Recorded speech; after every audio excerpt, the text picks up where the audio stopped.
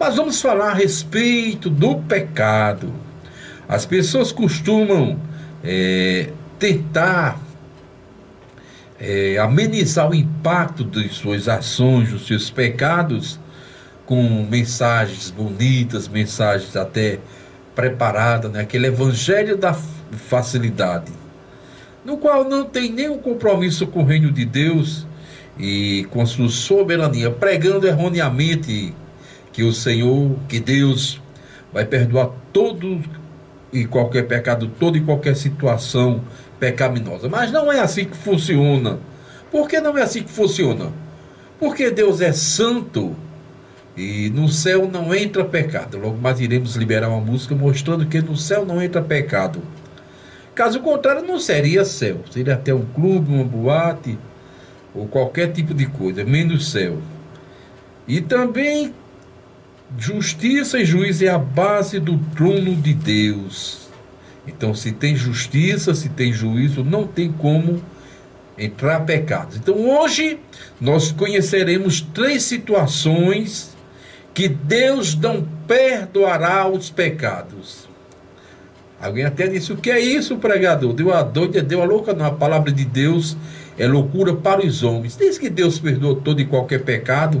Vamos lhe advertir sobre isso. Se o seu líder, se o seu pastor não falou sobre essas coisas, vamos falar hoje. 3 situações que Deus não perdoa. A primeira situação, iremos fazer uma ligeira apresentação, depois iremos falar destacadamente sobre elas. A primeira situação é você não perdoar. Quando você não perdoa, também não será perdoado. A segunda situação vem a questão da apostasia, a negação da fé de Cristo. E a terceira situação que não há perdão para o seu pecado é a blasfêmia contra o Espírito Santo. Você blasfemar contra o Espírito Santo, não haverá perdão. Vamos ver isso ao longo da nossa pregação. Mas, em primeiro lugar, como falei, não perdoar, você não perdoar. Porque temos essa virtude, essa boa maneira, esse bom hábito de pecar e, meu Deus, me perdoe, meu Deus, me cubra com seu manto santo. E as pessoas às vezes são tão irônicas, são tão debochadas, que nem pede perdão a Deus, terceiriza o perdão a Deus. Peda um a outros intercessores. O deboche é tão grande, a maldade, o descaso com a palavra é tão grande que não vai nem pedir perdão a Deus, pede a outras pessoas. Quando falamos de Deus, o Filho e o Espírito Santo estão inclusos nesse conjunto, uma só pessoa. Mas terceirizar para quem não tem condição de perdoar, isso é loucura.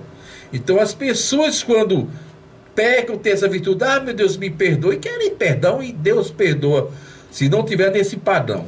Vamos ver isso à luz da Bíblia. Aqui no Evangelho de Mateus, capítulo 6, versículos 14 e 15.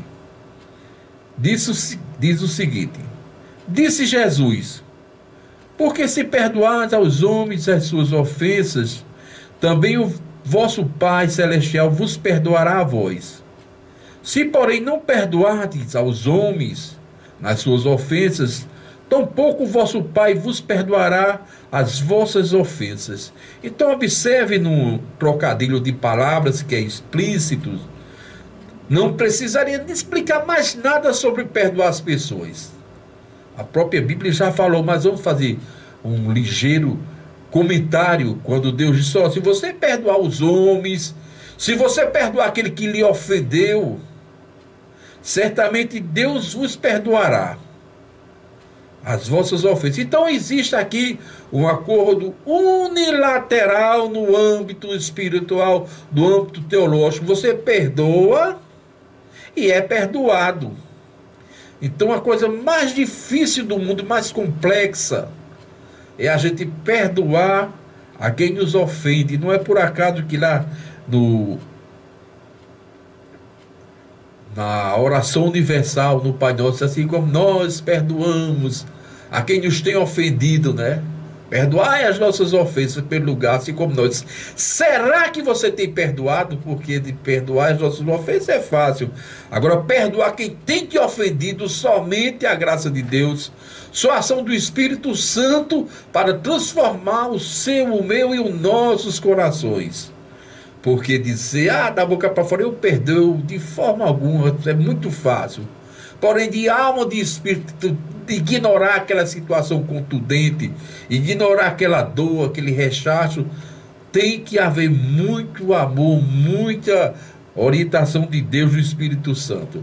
E quando fala a respeito desse perdão, me faz lembrar, aconteceu aqui na cidade de João Pessoa, ali no bairro da Mangabeira, quando uma senhora que vendia picolé passava na rua ali oferecendo os sorvetes, os picolés, e um homem, um marginal, veio até ela e colocou a faca na garganta, tomou o dinheiro, jogou aquele carrinho, virou, jogou os picolés na rua, machucou a senhora, chegou a quebrar o tornozelo, ele caiu ali na calçada.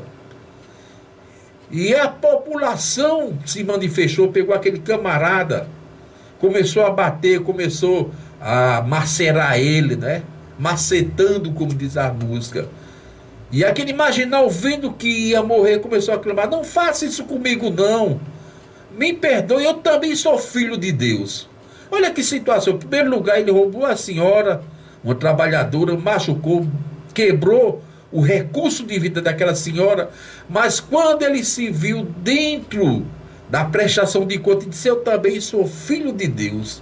Então é muito fácil, é muito oportuno você pedir perdão.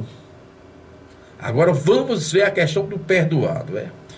Mas aquela população teve misericórdia, segurou aquele rapaz e entregou à polícia. E posteriormente ele teve que pagar aquele prejuízo dado. Então é dentro desse padrão que nós queremos falar. Tem muitas pessoas que levam a vida espiritual, entre aspas, boa, pessoas que aparentam bondade e piedade, mas o coração totalmente seco no que se refere a perdoar os seus irmãos. Mais um versículo aqui temos no Evangelho de Marcos, capítulo 11, versículo 25, que fala: disse Jesus: quando tiveres orando, perdoai se tendo alguma coisa contra alguém, para que o vosso Pai que está nos céus vos perdoe as vossas ofensas. Então, observe que são recomendações contundentes, incisivas, né? Quando você estiver orando, meu caro, meu amado, meu filho, você perdoe primeiro, viu? Deus dizendo: vem me pedir perdão antes de perdoar o seu semelhante, não. Então, esse é o primeiro caso que Deus não perdoará o pecado. Se você contradizer, achar que é brincadeira, você volta essa pregação, lê os versículos bíblicos e vai ver que tem fundamento. E a segunda situação que não há perdão para o pecado, muito comum, dia a dia da população, é a questão da apostasia. O que é apostatar? É negar a fé, é negar a doutrina, é esquecer os padrões de Jesus. Não precisa muitas explicações, muitas exposições para falar a respeito da apostatação da fé. Vou em outras cidades, cada uma, apesar de estarmos na internet, cada cidade tem a sua configuração, mas no final tudo dá no mesmo.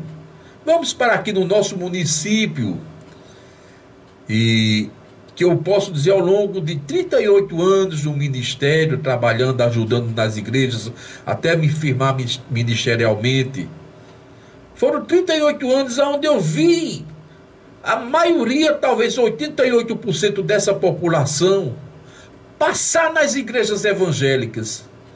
Eu vi essa população aqui da nossa Lagoa Nova levantar a mão no domingo à noite, aceitar Jesus como Salvador, sentir o gozo da salvação, sentir a presença de Deus, e no meio da semana definhar, morrer na fé. Eu vi cerca de 41% dessa população descer as águas do batismo, dando a sua profissão de fé que Jesus era o Salvador, e com o tempo cansar, voltar às práticas da idolatria. Então isso aí é apostatar a fé. Observe que as igrejas evangélicas em relação ao mundo são poucos os crentes. Jesus disse, pequeno rebanho, são muitos chamados e poucos escolhidos. Isso aí é notório. Então, apostatar a fé é exatamente isso. Pessoas que reconhecem a soberania de Jesus Cristo, reconhecem o amor de Deus, aceitam como Salvador, começa a caminhar na fé e com pouco ou muito ou médio tempo, cansa da sua jornada, toma rumos diferentes, abandona. Começa a viver algo agora que é totalmente contra o reino de Deus. Então não se iluda, não é de brincadeira. Aqui nós não estamos falando de um grupo social, não estamos nos referindo a um sistema político, a um sistema partidário em que a gente pode mudar a qualquer momento, vai ter algumas consequências, mas nada vai ser tão negativo na nossa vida. Nós estamos falando da sua salvação, uma segunda condição, uma segunda situação que você não vai receber o perdão de Deus.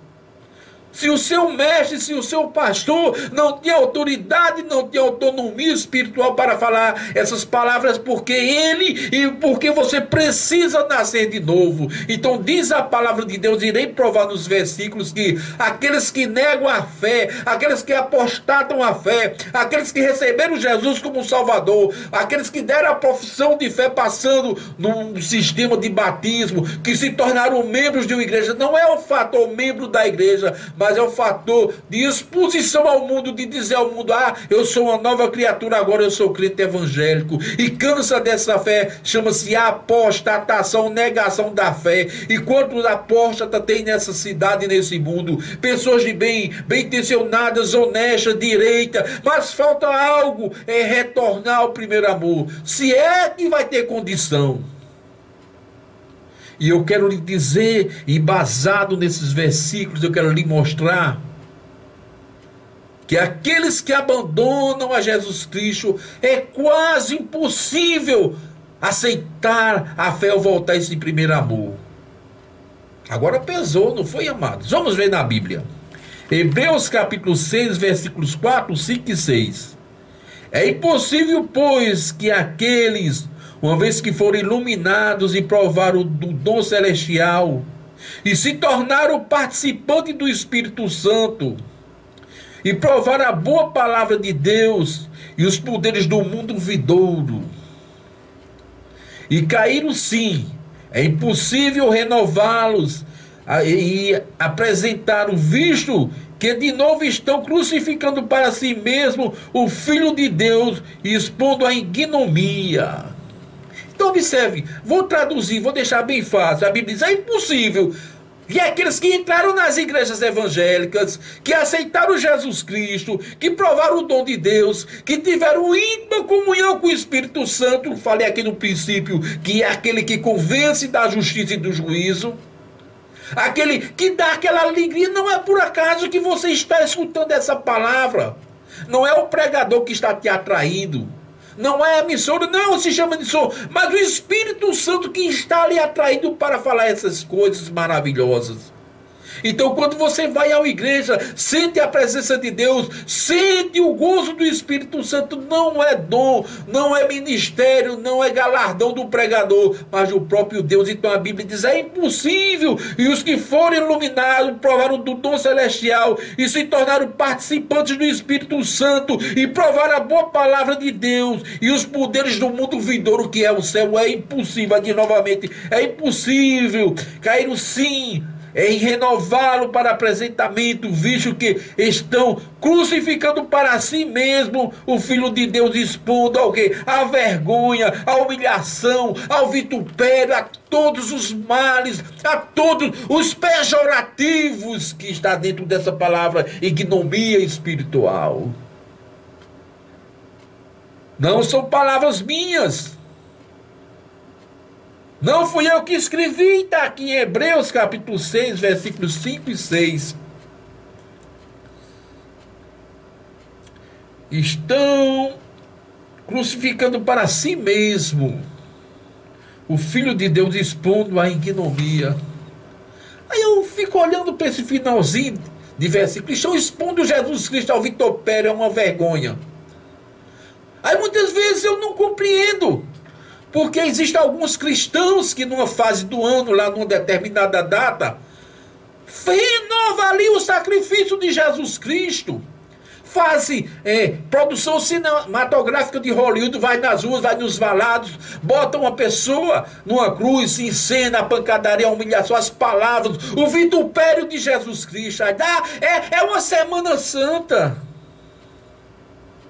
Aí eu vou agora parar, porque todos nós, como seres humanos, um momento alguém foi para o hospital, morreu um familiar, morreu de um acidente, morreu de um assassinato, morreu de causas naturais. Eu duvido, Deodó, como diz o sertanejo, que você vai repetir com um ano aquela encenação de você no hospital acompanhando, ou o dia que a pessoa morreu no acidente, ou no dia que a pessoa foi baleada ou esfaqueada, você repita aquela cena.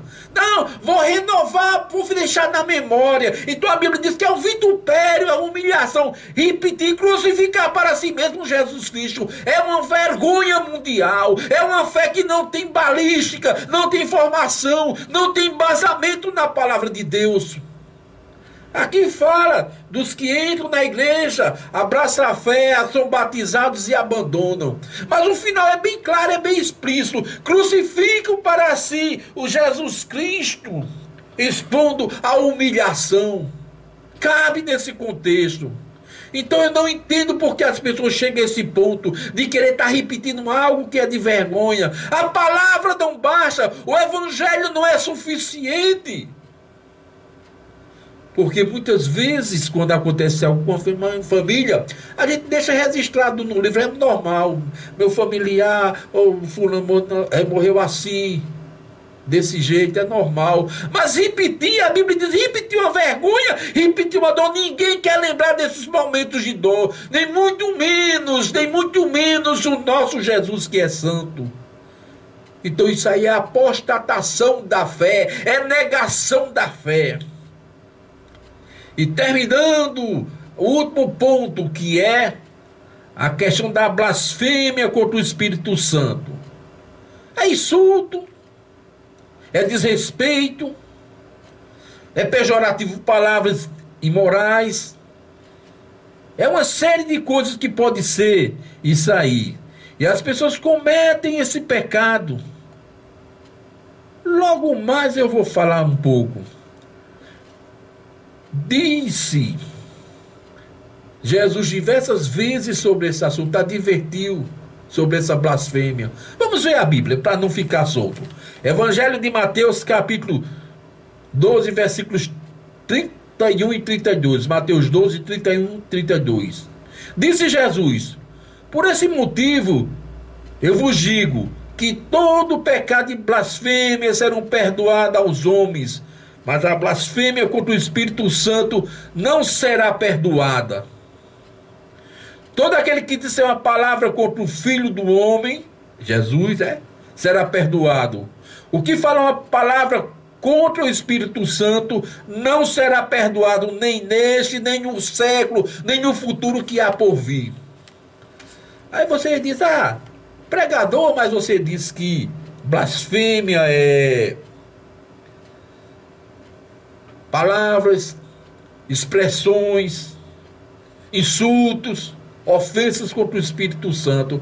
Eu não faço isso. Eu nunca vi ninguém dizer coisa assim com o Espírito Santo, dizer nome, não é? Dizer pornografia. Pode até alguém ousado aí que tenha, mas dificilmente iremos ver isso, não é? Mas eu digo uma coisa, vai além do nosso entendimento. Eu não compreendo novamente porque fazem exatamente 2025 anos. 2025, vou usar o nosso calendário. Em que no dia de Pentecoste, o Espírito Santo veio ali sobre o povo, falaram novas línguas, foi inaugurada a igreja neotestamentária, essa igreja que nós desfrutamos hoje. Fazem 2025 anos que houve esse grande evento de implante, inauguração e extensão da igreja. E ao longo desses 2025 anos, as pessoas ainda ficam perguntando o que é blasfêmia contra o Espírito Santo. Que eu não digo palavras ruins contra ele, eu não desrespeito eles.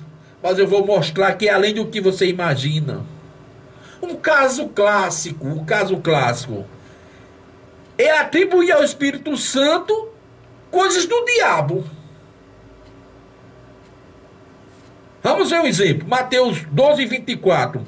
Jesus estava curando, Jesus estava fazendo maravilhas. E disseram mesmo assim, é pelo Espírito de Beelzebu que ele está operando isso aí. Beelzebu é um demônio. Amados, eu quero lhe dizer que quando a igreja do Senhor está trabalhando, está manifestando poder, que você começa a levantar palavras, levantar mentiras, acusações contra os verdadeiros pastores, os verdadeiros crentes, dizendo que é do diabo, você está impetrando culpa, palavras malditas ao Espírito Santo, dizendo que é do diabo. A igreja não é do pastor, a igreja não é humana, a igreja é espiritual. Jesus operava as maravilhas. Os fariseus diziam, é Beelzebu que está operando por ele. Jesus expulsava demônios, é Beelzebu que estava trabalhando por eles. Então, blasfêmia é atribuir obras do diabo ao Espírito Santo. E também eu quero lhe dizer que quando você segue os falsos pastores, dizendo que é de Deus, também é contra o Espírito Santo.